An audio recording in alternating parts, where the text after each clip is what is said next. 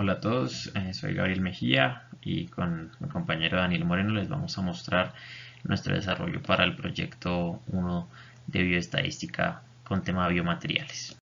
Bueno, entonces para el primer punto tenemos el estudio de la adherencia de proteínas con respecto a la concentración de polímero en películas antiadherentes, ¿cierto? Entonces el factor es la concentración de polímero en la película antiadherente y la variable de respuesta es la concentración de proteínas que quedan adheridas en las cánulas. Aquí tenemos un pequeño problema porque no nos dan todos los datos específicamente, sino que nos dan solo medias, variancias y cantidad de datos en cada tratamiento y nos toca deducir todas las partes del análisis de varianza. Entonces, en este caso, esta de acá es nuestra hipótesis nula y hipótesis alterna, son las típicas de una ANOVA. Y en este caso de aquí podemos ver que cada una de las medidas corresponde a cada uno de los tratamientos con diferentes concentraciones de polímero. Entonces, en términos aquí de cómo se calcularon las cosas, recordamos que necesitamos calcular la suma de cuadrados totales y la suma de cuadrados de cada uno de los tratamientos. Entonces, este desarrollo está claro en el informe, no obstante, lo único que se hizo fue que se cambiaron estas definiciones, se manipularon algebraicamente hasta llegar a definiciones que nos dieran solamente la varianza muestral o los promedios que sí teníamos, y con eso se calcularon tanto la suma de cuadrados del tratamiento, la del total y la del error, con estas fórmulas que tenemos aquí. Una vez con esto hecho, se calculó la tabla del análisis de varianza con el número de grados de libertad apropiados y sus errores medios cuadráticos, y se obtuvo un estadístico de prueba de 176 con respecto a un estadístico crítico de 2.6, y por lo tanto el p-valor resultó de 7.5 por 10 a la menos 69. Esto indica que son datos muy altamente significativos en términos de que el p-valor es mucho más pequeño que el nivel de significancia. Ya en términos de Tukey-Kramer, fue necesario hacer un análisis de diferencia de medias. En este caso, debido a que era un problema desbalanceado, fue necesario calcular Tukey-Kramer individualmente para cada una de las parejas. Entonces, si ustedes se dan cuenta aquí, la mínima diferencia significativa es diferente entre parejas, y eso se debe a que los números n sub i y n sub j eran distintos. En general, todas las parejas fueron significativamente diferentes, a excepción del par de tratamiento 2 y 4.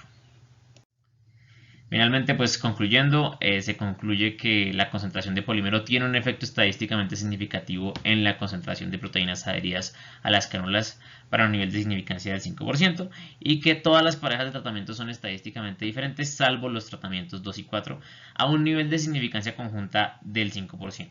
Es decir, se realizó Tukey y no Fisher para este caso.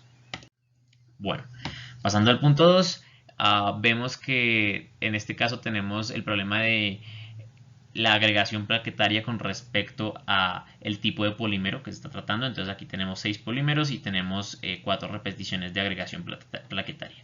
Aquí tenemos nuestra hipótesis nula, que es que todas las medidas son iguales, y nuestra hipótesis alterna, que es que al menos una es diferente. Realizando la ANOVA en este caso, obtuvimos de nuevo pues aquí la suma de cuadrados, los cuadrados medios y un valor del estadístico de prueba de 30.85 y un p-valor de 3.16 por 10 a la menos 8, lo que lo hace muy altamente significativo. Así, pasando a la corroboración de los supuestos, vemos aquí la gráfica de residuales versus valores ajustados. En este caso no observamos ninguna estructura aparente de apertura o disminución de la dispersión de los residuales. Por lo tanto, cualitativamente es evidente que el supuesto de varianza constante se mantiene. Aquí hay 3 valores atípicos. No obstante, al hacer el test de Brown-Forsyth, encontramos que hay una diferencia significativa entre las varianzas para una significancia del 5%, por lo tanto hay que ser cautos con respecto a las conclusiones que pueden salir de la ANOVA. Pasando a la suposición de normalidad, se realizó una gráfica de normalidad donde vemos una forma de S. No obstante, los datos centrales tienden a estar sobre la línea recta que se esperaba. En este caso, por supuesto, hay muchos datos repetidos, por lo tanto hay varios residuales aquí repetidos. No obstante, esta gráfica no preocupa, y más allá de todo esto, después de realizar el test de Shapiro-Wilk, obtuvimos un p-valor de 0.33, lo cual hace que no podamos rechazar la hipótesis y que no existe evidencia estadística para afirmar que los datos no están distribuidos normalmente. Siguiendo, después de toda esta corroboración de supuestos, pasamos a realizar una prueba de Tukey y de diferencia de medias. Entonces, en este caso, por supuesto, hay bastantes parejas posibles, ya que son 6 los tratamientos. No obstante, pueden ustedes ver acá que todos los tratamientos con asterisco, todas las parejas con asterisco fueron significativas. Eso básicamente lo que quiere decir es que la gran mayoría de nuestros tratamientos son significativos, algunos solo significativos, unos muy significativos, otros muy altamente significativos. Además de esto, podemos ver aquí a la derecha una gráfica de diferencias que nos da información, digamos que visual, de cómo se ven los intervalos de confianza de las diferencias, y nos muestra qué pares de tratamientos fueron significativos y cuáles no.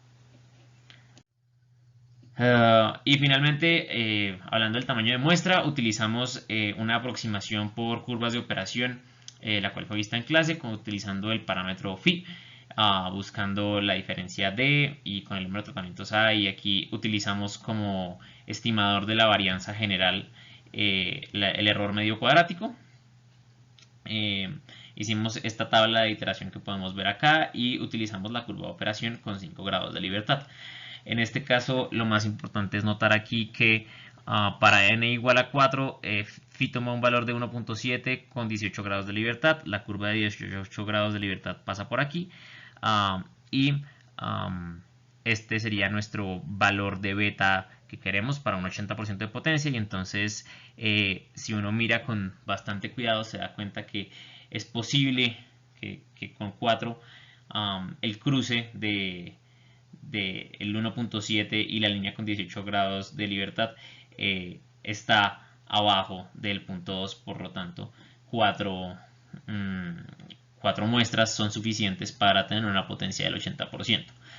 Es verdad que está un poquito justo, digamos que el cruce es apenitas, entonces en principio se esperaría que n igual a 5 fuera completamente seguro, pero a la resolución que tenemos es suficiente tener 4 muestras.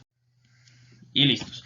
Pasando entonces al punto 3, tenemos la resistencia mecánica de las cánulas con respecto a la presencia o no presencia de glioxal en la fórmula del polímero.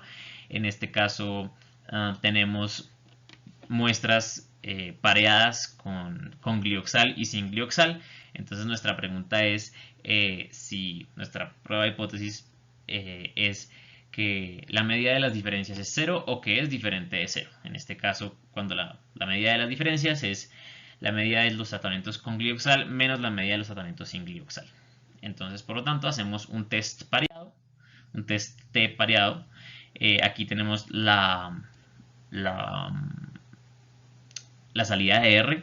Observamos un estadístico de prueba 2.45, 9 grados de libertad y un p-valor de 0.036, lo que hace que es más pequeño que nuestra significancia de 5%, y por lo tanto nos es posible rechazar la hipótesis nula con este nivel de significancia.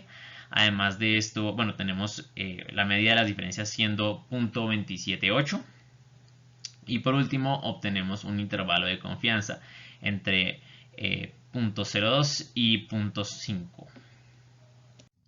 La conclusión de esta prueba pareada es que podemos rechazar la hipótesis nula y que podemos afirmar con un 95% de confianza que el nivel de estrés máximo que puede soportar la cánula con el polímero se ve influenciado por la adición de glioxal en la fórmula, y que además de esto el intervalo de confianza nos permite decir que aumenta su nivel, que aumenta el nivel de resistencia adicionando glioxal. Con eso les doy muchas gracias por ponerme atención y me despido.